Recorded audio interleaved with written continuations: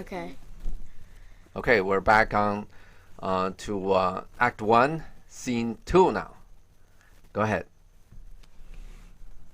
Act 1, Scene 2. Flourish. Enter Claudius, the King of Denmark, Gertrude, the Queen, council including Voltaman, Cornelius, Polonius, and his son Laertes, Hamlet with others. Okay. Did it mention the guards? No. Okay. Then let's not talk about it. Okay, let's go. King, though yet of Hamlet, our dear brother's death, the memory be green. Okay. Which Hamlet are they talking about? The old Hamlet, the ghost. Yeah. Memory be green. You understand what green means, right? Yeah, be fresh, new. Good. Stay in our minds forever.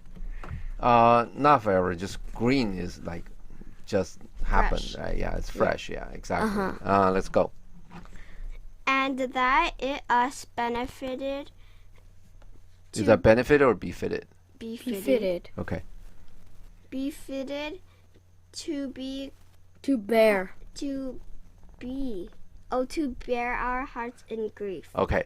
Now, you understand befitting, right? No. Yeah, it's No. appropriate. It's befit means it's appropriate. Okay, it's fitting for us to bear our heart in grief, right? It is, in other words, it is proper. It's appropriate now that we grieve. Okay, next. And our whole kingdom to be contracted in one brow of woe. Okay, you understand woe? Sorrow. No. Sorrow. Just those they all mean the same thing. Sad, yeah. They all mean the Okay. same thing. The whole kingdom to be contracted. You understand contraction? No. It's something goes small.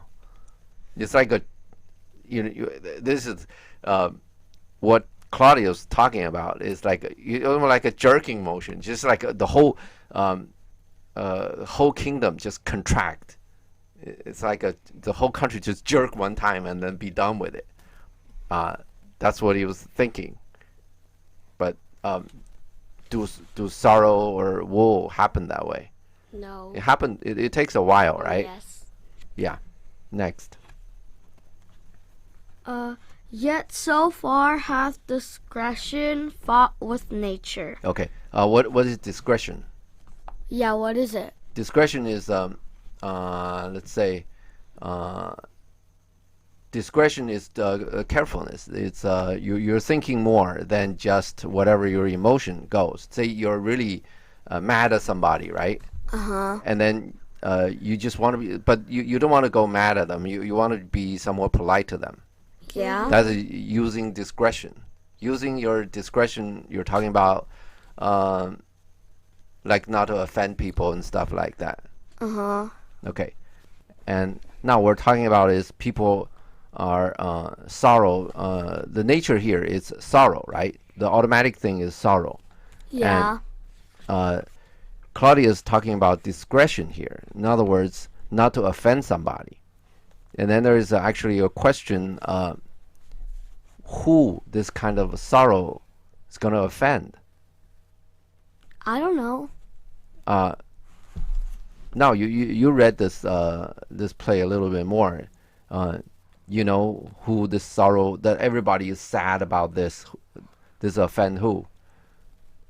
Claudius, right? The Claudius, yeah. This is unconscious thing. The Claudius is saying that so far has discretion fought with nature. The nature is to be sorrow, right? Yeah. And discretion is not to offend, right? Yeah. And so the sentence here is so far has discretion fought with nature, and the nature is to be sorrow, right? Discretion is you don't want to be that sad about the death of old Hamlet, and so not to offend anybody. That's what discretion means, right? Yeah. And then the simple question is who is going to be offended? And obviously, here is Claudius talking, right? Claudius is talking about himself, but he's not, obviously, he's not consciously doing that, right? But that's what he meant. So when you hear people talking, here's the point that I'm trying to make, is when you hear people talking, right? Subconsciously, when they don't like something, but they want to pretend that they like something, sometimes that these things leak out. Their true feeling about things. And this discretion is one of those things, okay? And I think reading Hamlet, at least these well-done plays, we shouldn't assume that Shakespeare is Shakespeare's mistake. Shakespeare put it in on purpose, so you can see the inner workings of Claudius' mind. That makes sense? Yeah. Okay, next. That we with wisest sorrow think on him, together with remembrance of ourselves. Okay, yeah. Now he's going on with this. He says the wisest sorrow. So wisest sorrow is like no sorrow, right? Because sorrow obviously offends discretion, right? And then you need, you need discretion, right? Yeah. Not to, so the sorrow won't offend anybody. And now he put up another thing called wisest sorrow. Is there any? Does sorrow has any stupid type or wise type? No. They're all the same, right? And he goes on with this is more and more more and more convoluted, that the word remembrance is really the memory of the dead. When the word is used is really used to remember the dead.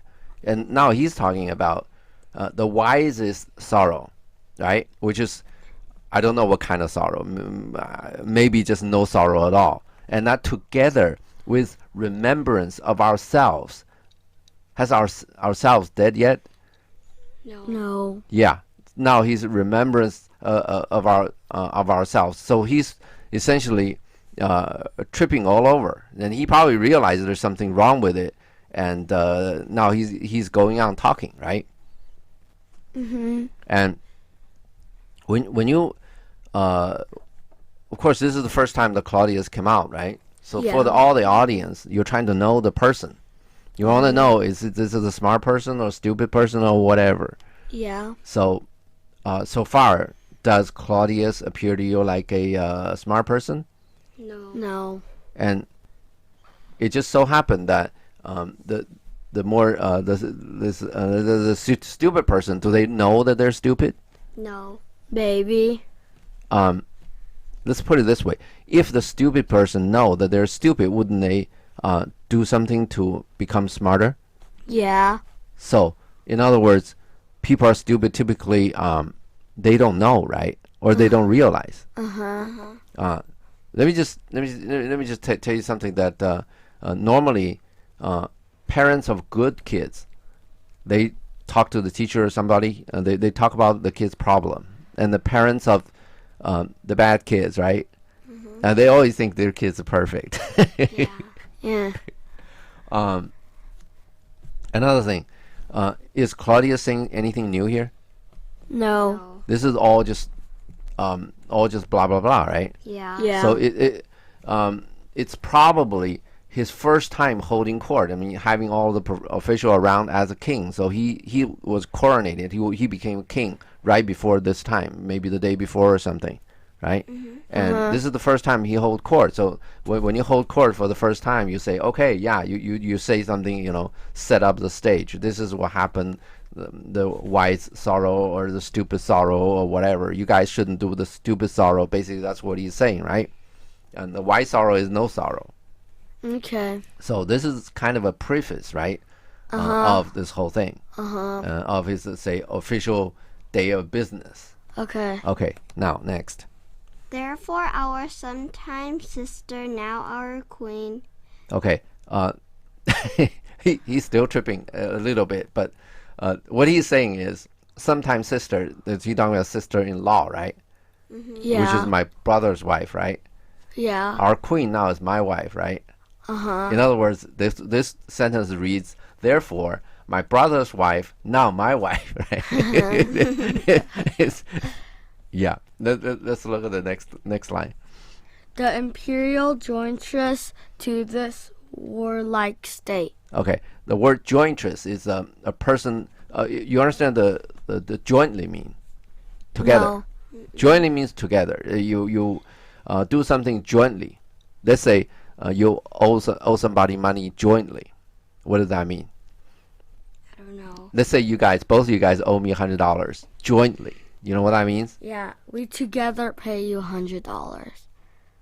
What about if you have 100 and Abby has nothing?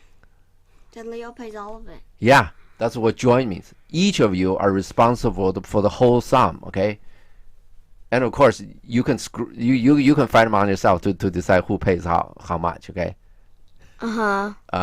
That's what joint means. Jointress means the two people doing two joint people. Okay, two people managing country in a joint fashion. Okay. Okay. This is kind of weird. Who is the king anyway? Claudius. So let's say Claudius wanna do one thing and Gertrude doesn't want to do it. And how's this joint relation gonna happen? It's gonna shatter. Yeah, and it's a warlike state. The country is going to war, right? Yeah. When you go to war, you want to have two commander in chief issue different orders to the military. No. No. Okay, this is the problem. Okay, so most likely he was just saying it, right? Yeah. Okay. The question is, obviously this is not going to work, right? You know it. As a king in peacetime and definitely not in wartime, right? Now the question is, why in the first day of Claudius holding court, why did he say that? I don't know. That's a good question, right? Wants to. Want to be nice? I don't know. We don't really know Claudius yet, right? And Yeah. This is the first few things. That's why we want to look at it relatively closely. He said that he want to run the country with Gertrude jointly. Why did he say that? So then they would share the land. Share the land. Well, the land is his because he's a king. What I'm thinking is, now look at this. Let's take a step back, right? How old is Hamlet? We don't know. 26. Yeah, but anyway, he's adult, right? Yeah. Later on, we'll know he's 30. Later on in the play, we'll know he's 30. But now we know he's an adult. He's totally he can think for himself. He can do whatever, right? Yeah. Normally, when a king dies, who become the king? The prince. Yeah, the son, right? Hamlet. Yeah. Not the brother, right? And so far, we know that Claudius is not really The son. no. He's definitely not the son. Claudius is not really the smartest people around, right? He just step all over himself. He did how many lines? Not so many lines, and he's stepping all over himself, right? Yeah. So now the question is, how Claudius become the king? We don't know. We don't obviously we don't Asked know. to, right? Did he ask? I want to be the Well, king. obviously he becomes king somehow, and probably what we're guessing from here, what we're sort of think from here is probably Gertrude has a lot to do with it, because Gertrude married him first, right? That we know, right? Yeah. And which is a weird thing, right? Yeah. And your husband just died. You marry his brother like in no time, right away. Yeah. That's weird, right? Yeah. So Gertrude probably has something to do with Claudius become king, right? Yeah. And now Claudius is making Gertrude a jointress of the warlike state. So that pretty much confirms this idea, right? We can pretty much say that Claudius become the king. Gertrude has something to do with it. Okay, now you come back down with another question is, does Claudius really want to rule Denmark with Gertrude? No. Probably not, right? We don't know, but probably not. He's saying it in a way to say thank you. Yeah? because there is a process that we don't know. There's some kind of an election by some elders or whatever. Okay, we don't know the process. By some process, Claudius become the king. Hamlet didn't become the king, right? Yeah. Now, because Gertrude married Claudius, Yeah. so we can assume Gertrude probably did something to make Claudius a king. And now there's another question. We're not going to deal with this. We're going to deal with it later. Why Gertrude do that? He got a son, old son. He's 30 years old. I mean, Alexander conquered the world when he's 22. Those people in those days, they start acting like an adult when they're really young.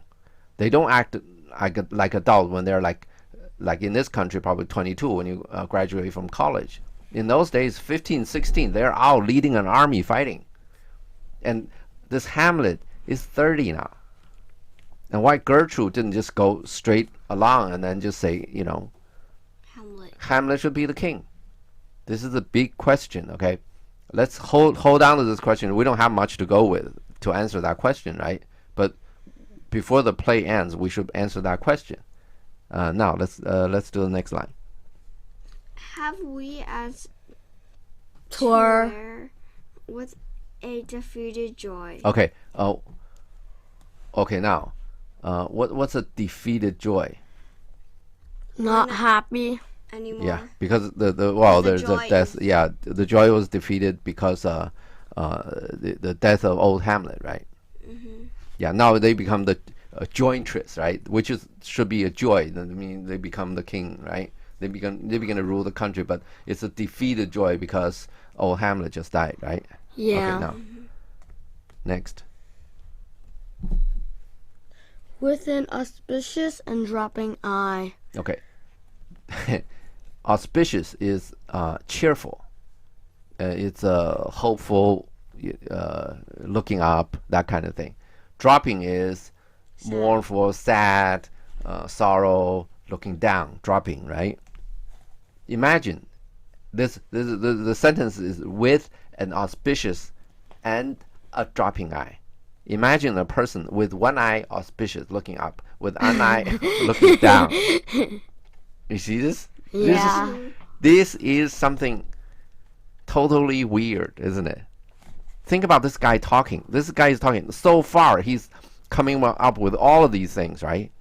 Let's look at the next sentence. With mirth in funeral and with dirge in marriage. Okay, mirth is amusement. It's like fun, having fun. Dirge is sorrow. Is it all the sad? Really fat. Yeah. I'm really sad. Okay. Are you amused? Are you entertaining yourself with funerals? No. Are you in a marriage? Are you sorrow? Dirge is really sorrow for the dead. Are you sorrow for the dead when you marry? No. Because No. marry is sort of the first time people have kids, right? It's probably farthest away from death as possible, right? Ew. Yeah. Okay. You think marriage is okay? Yeah. You think okay? You guys think marriage is yucky? Okay, I can take that. But anyway, the point here is there, right? Mirth in funeral, and dirge in marriage. Those are wrong, right? Yeah. All twisted, like one eye up, one eye down thing, right? Let's go next. An equal scale weighing delight and dole. Okay, half happy, which is delight, half sorrow, which is dole, right? Now, next. Taken to wife. Okay. Which is the taken to wife. It's like he took Gertrude as wife, right? Okay. Of course,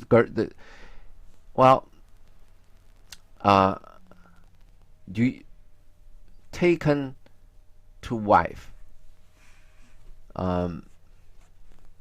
with equal delight and dole. That's actually there's actually a thing about who is more active in this. Let's put it this way: did Claudius have more to do about the marriage, or did Gertrude has more to do about marriage? Gertrude. Gertrude probably, right? Because the natural thing is for Gertrude to say a lot about what's going to happen after old Hamlet died, and nobody would expect Gertrude to get married, right? If Gertrude had any doubt about the marriage, this marriage is not happening, right? Gertrude can just say this is the wrong time to do it, right? If Gertrude doesn't want to do it, all Gertrude needs to say is this is the wrong time to do it. It'll send a wrong message to everybody, right? And also it's not totally not befitting. Okay. Okay, next. Nor have we borrowed your better wisdoms, which have freely gone with this affair along. Okay. Now, who's your better wisdoms? Queen. Probably everybody. Everybody in like the everyone in the scene. Yeah, he's basically saying here we herein we have not, nor is no, right? We didn't borrow your better wisdom. In other words, we've been listening to your better wisdom, your advice, right? Which has freely gone with this fair along. But obviously, they all gave advice, right? Now, if you're advising the either Gertrude or Claudius, would you advise them to get married right after old Hamlet died? No. So they're saying, which have freely gone with this affair along, means along this affair, people are freely giving their advice. Right? That's what he said anyway. Obviously, in a mess, that's probably true. And we know that a lot of people, they don't like the idea, right? But somehow this happened. So you know that Gertrude is, how do you put it, is really a force behind all this, right? Because they can't, it's not possible that all of these advisors, right, they just come, so, oh, you guys should all get married right now. That is totally weird, right? They're not going to giving that advice. So what we are looking at here is those advisors are telling them don't get married, but they got married anyway. So this is more to say that Gertrude has a lot to do about this marriage. We're looking at this situation, right, by these conversations, right? Okay, now we end here.